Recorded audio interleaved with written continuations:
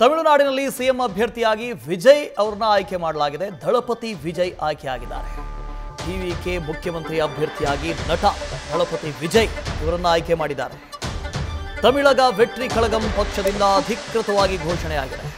ಯಾವುದೇ ಪಕ್ಷದೊಂದಿಗೆ ಮೈತ್ರಿ ಇಲ್ಲ ಅಂತ ವಿಜಯ್ ಹೇಳಿಕೊಂಡಿದ್ದಾರೆ. ತಮಿಳುನಾಡಿನಲ್ಲಿ 2026ರಲ್ಲಿ ವಿಧಾನಸಭೆ ಚುನಾವಣೆ ನಡೆಯುತ್ತೆ.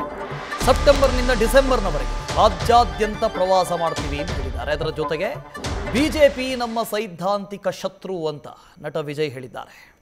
ತಮಿಳಗ ವೆಟ್ರಿ ಈ ಒಂದು ಪಕ್ಷದಿಂದ ವಿಜಯ್ ದಳಪತಿ ವಿಜಯ್ ಇವರನ್ನ ಮುಖ್ಯಮಂತ್ರಿ ಅಭ್ಯರ್ಥಿಯನ್ನಾಗಿ ಆಯ್ಕೆ ಮಾಡಲಾಗಿದೆ. ತಮಿಳಗ ವೆಟ್ರಿ ಕಳಗಂ ಈ ಪಕ್ಷದಿಂದ. ಸೊ ಅವರು ಬಿಜೆಪಿ ಸೈದ್ಧಾಂತಿಕವಾಗಿ ನಮ್ಮ ವಿರೋಧ ಪಕ್ಷ ಅಂತ ಹೇಳಿದೆ. ಆದರೆ ಅಲ್ಲಿರುವಂಥ ಪಕ್ಷ DMK, ಈಗಿರೋ ಆಡಳಿತ ಪಕ್ಷ. ಆ ಆಡಳಿತ ಪಕ್ಷಕ್ಕೂ TVK ಈ ಪಕ್ಷಕ್ಕೂ ಸೈದ್ಧಾಂತಿಕವಾಗಿ ಹೋಲಿಕೆ ಇದೆ. ಹಾಗಾಗಿ ಹೊಸ ಸಿದ್ಧಾಂತ ಅಂತ ಅಲ್ಲಿ ಬಂದಿಲ್ಲ. DMK ವಿರುದ್ಧವಾಗಿ ಈಗಾಗಲೇ AIADMK ಈ ಪಕ್ಷ ಬರಬೇಕಾಗಿತ್ತು. ಸೈದ್ಧಾಂತಿಕವಾಗಿಯೂ ಕೂಡ ವಿರೋಧ ಇತ್ತು. ಆದರೆ ಇಲ್ಲಿ ಸೇಮ್ ಟು ಸೇಮ್ ಸಿದ್ಧಾಂತ ಇದೆ. ಏನಾಗುತ್ತೋ ಕಾದು ನೋಡಬೇಕು. ನ್ಯೂಸ್ ಫಸ್ಟ್ ನಿರ್ಭೀತಿಯಿಂದ ನಿಮ್ಮ ಪರವಾಗಿ.